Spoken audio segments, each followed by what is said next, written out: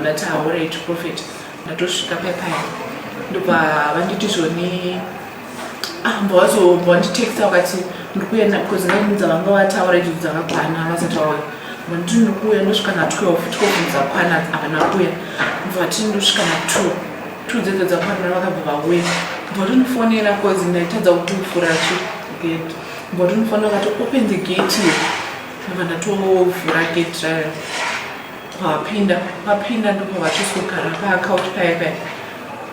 havanotombotora matemo vati machifuma ndinokunyepera kuti ndinoona ndazouya ndobva vakangonditi uya kuno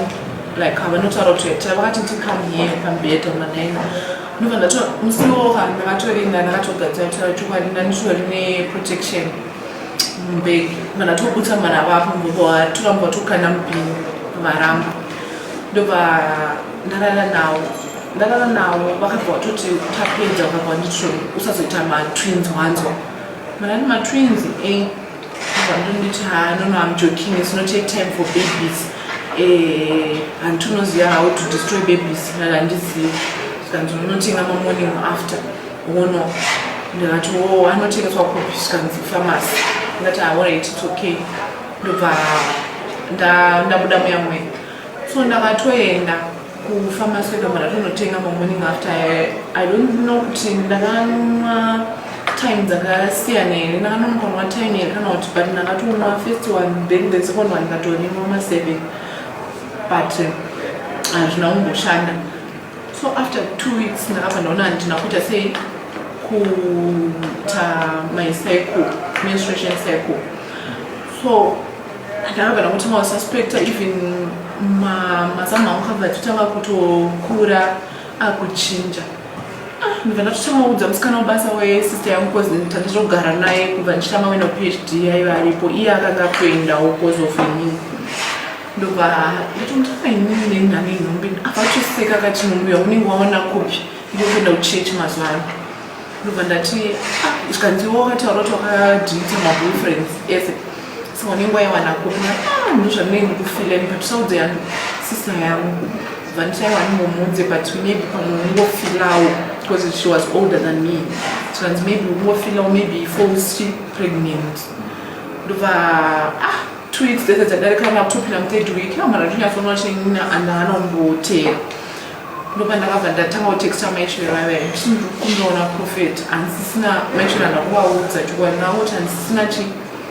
fees because vamwe vasatomboita check-up on me maishero Prophet laini vavarere kusa ndangatisaite riyalera vakangoita zvokundifonera vari pagate vachiti open the gate ndoona naiti ndikavhura ndotoona vari online but ndinovatextira masilline vakange vaititi ndocommunicata nevo saka ndaingosiyawo ri online so ndakabva ndatisenda mazimessage kuwhatsapp yeesa mandatoudza kuti ndine munhu ndobva vanditi ndobvaregedza kupindura but after 2 days ndakaona yablue tick but havana mbomupindura saka maishero yangu ndavafona ndikati ndikudawo mari yetransport yekuendesa kuchikoro handisina mari yetransport ndobva vanditi zvoni if you complain too much you won't be a favorite daughter waProphet unofanira kucomplaina here and there not every day ndakati it's okay mama but makaima nditi munenge muchindisapota zvese saka ndandichida chetransport money nelaptop because mandiziwana noroshandisa laptop like ndiri kumba chichi ndobva vanditi ndichavaudza zvelaptop but usapoto chingocomplaina ene zviprofit vanenge yadzavo dzavari kuendeswa kuti kupolisi dzapetronera ndo madhezi avo wasungwa kuRodsfield aya vane nyaya dzakawanda dzavari kuita saka vanenge vaine pressure kuvaona kwasvina kunonetsa ndati it's okay ndobva ndatoita all night yainzi miracles night soap iyoitwa muswana ndobva ndatoita miracle takaenda inonzi official opening yehotel yaitwa musi wa15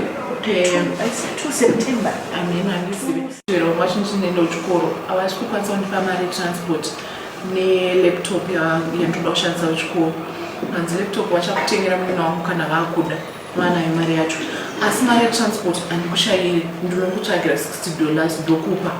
woenda kuchikoro sometimes ndopota ndichiuya ndichikusiya wozongoda yekuenda kumba ndobva ndati alright it's okay saka ini ndakazofila kuti maybe because ndanditori neshungu chaidzo munhu yatsofila kuti pamwe ndizogona kunozviita sei kuzonozviuraya pasina munhu anenge achiziva. At least if I tell my sister the truth zviri nani.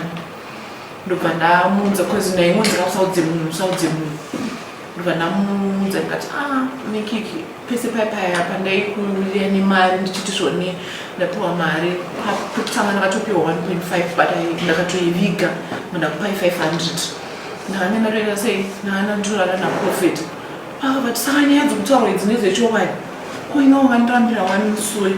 ndakati ndandisingade kukuudzai because ndandakanzotaudze munhu pakabva tondibvisa marist bank ndobva tokanda pasi pemota atama zvikanzi saka manje ndoda kuzviura here munao aiwa hauzviura here kudzidzisa kuti asei kudya mari ndobva ndati aiwa mundiite sei munonzisa kudya mari hau zvanzi dontwari ndokudzidzisa saka time iyoyo akabva tonditi pfeka aita zvekudzoka zvaizvo zvokuti angadzikama ndobva tondichitora marist bank ndokudzidzisa kudya mari wakanyarara usazviuraye ndobva atomhanyira kuclient yanga adedzerwa mukati